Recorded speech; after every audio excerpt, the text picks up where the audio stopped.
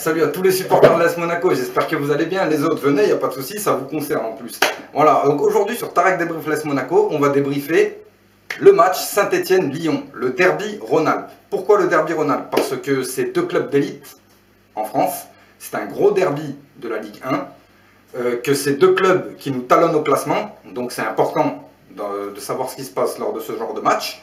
Voilà, et aussi parce que je fais ce que je veux, et si ça te plaît pas, tu fais ce que tu veux. Voilà, et puis après, on a tous, de toute façon, dans notre famille, des petits Lyonnais qui traînent, des Parisiens, des Marseillais, ça pousse, des fois même vos propres enfants ne suivent pas votre chemin. Donc voilà, c'est important, et pour moi, j'ai toujours dit que le football était une fête et un jeu. Voilà. En tout cas, lors de ce derby, qu'est-ce qu'on a pu voir? Bon, alors déjà, Saint-Étienne, qui est une équipe quand même qui est la plus titrée de France, avec 10 titres, donc ils ont eu beaucoup d'heures de gloire à l'époque, sauf que depuis un long moment maintenant, ils essaient de retrouver cette gloire, et c'est pas facile aussi pour un club comme Saint-Étienne, mais en tout cas, Saint-Étienne reste toujours une équipe qui est imprévisible. On ne sait pas ce qui va se passer contre Saint-Étienne.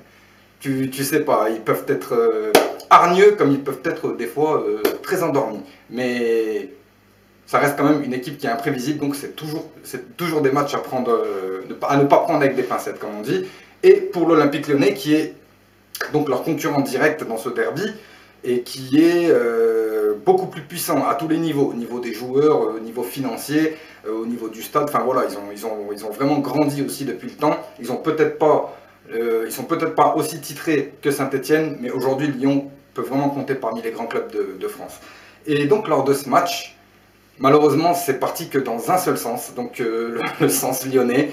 C'est dommage parce que franchement, sur votre première action, si vous la concrétisez, votre première action Saint-Étienne, je dis pas que, hein, mais c'est possible que le match prenne une toute autre tournure. Et donc vous n'avez pas concrétisé cette occasion, ce qui fait que vous vous êtes pris un sacré contre par deux gars de l'Olympique Lyonnais qui commencent vraiment à prendre les clés de cette équipe. Il s'agit de Nabil Fekir et de Memphis Depay. Donc Nabil Fekir qui a été pressenti comme l'un des meilleurs joueurs français avant sa blessure, et Memphis Depay qui est arrivé avec un statut de star à Lyon et qui commence à le confirmer. Donc voilà, on a quand même, ça fait deux gros patrons à Lyon avec plein de petits merdeux autour comme Aouar, comme Mendy, comme Traoré, enfin voilà, qui sont vraiment pas à prendre à la légère, ils commencent vraiment à être dangereux. Bref, donc Memphis Depay, donc juste à voir par rapport à son but, on voit bien que... Voilà, il a fixé tout le monde, il a vu où tout le monde était et il l'a mis là où il fallait. Donc voilà, un vrai geste de buteur, un vrai geste d'attaquant et un vrai geste de star, on va dire. Voilà. Donc franchement, j'ai beaucoup apprécié ce but de Memphis Depay.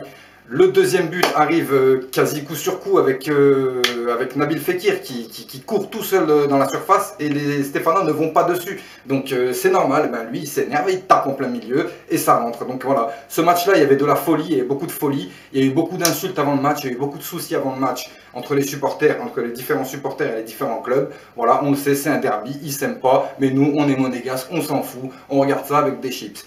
Et donc... là, à partir du deuxième but, on va dire que ça commence à vraiment être difficile pour Saint-Étienne qui ont été largués à tous les niveaux. À tous les niveaux, donc on connaît la suite, on sait tout ce qui s'est passé.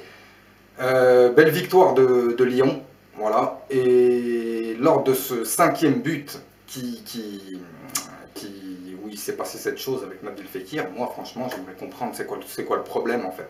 C'est quoi le problème? Je ne savais pas qu'il y avait des célébrations qui étaient interdites et des célébrations qui étaient acceptées. Et je ne savais pas non plus que lorsqu'un joueur il faisait une célébration, eh ben, c'était sous risque de se faire éclater la gueule par 20 000 personnes. Je ne savais pas, franchement. Mais en tout cas, Nabil Fekir, je suis désolé, il a pointé personne, il a provoqué personne, il a fait de fuck à personne, il a montré son maillot, ça reste une célébration que vous avez tous fait à FIFA, donc cassez-moi pas les bonbons. Ça n'a rien à voir avec le fait qu'ils soient arabes, machin, tout ça, franchement, j'en ai rien à foutre.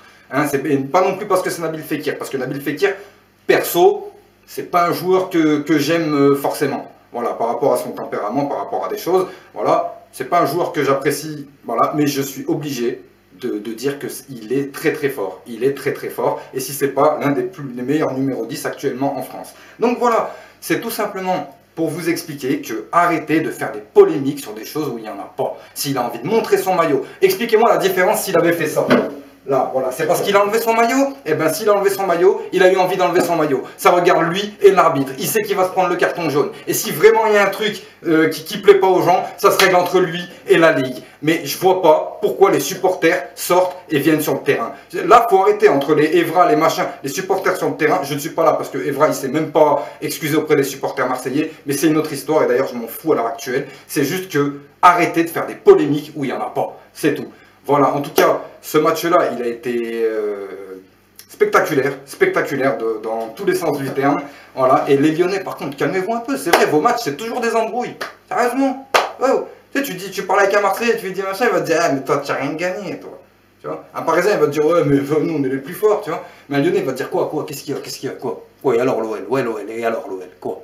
Tu vois, donc arrêtez de faire les voyous un peu comme ça. Là. Chaque fois vous vous battez là quand vous partez en Coupe d'Europe. En tout cas, bravo pour vos 2 victoires contre Everton, franchement magnifique. Et donc je vous laisse réfléchir un petit peu à qu'est-ce qui est censé faire polémique et qu'est-ce qui n'est pas censé faire polémique. Je rappelle juste que Mario Balotelli, il a mis un morceau de cou sur le truc là parce qu'il s'est pris un rouge, il a pété le tympan d'un petit vieux qui est parti comme ça, tu vois. Donc voilà, faut arrêter les 2 minutes. C'est pas parce que c'est Nabil Fekir ou machin, je m'en tamponne, c'est juste parce que c'est un joueur de foot. Moi je respecte le foot, je respecte la Ligue 1 et j'aimerais que cette Ligue 1 se sorte un petit peu le balai qu'elle a dans le fion. Voilà, merci à tous et puis à bientôt.